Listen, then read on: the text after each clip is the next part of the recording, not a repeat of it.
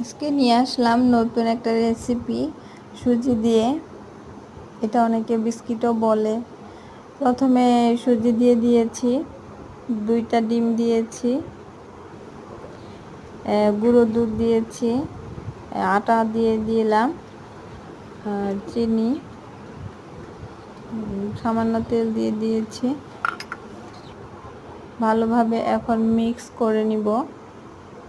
এটা বাচ্চাদের খুবই পছন্দের, কারণ এটা টিফিনেও দেওয়া যাবে, সকালে বা বিকেলে নাস্তা হিসেবেও বাচ্চাদের দেওয়া যাবে, আর বড়রাও খেতে পারবে।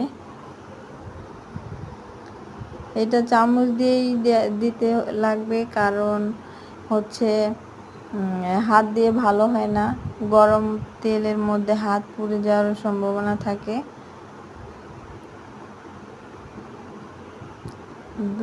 দুটা ডিম দিয়ে বানিয়েছি, কিন্তু অনেকগুলো হয়েছে।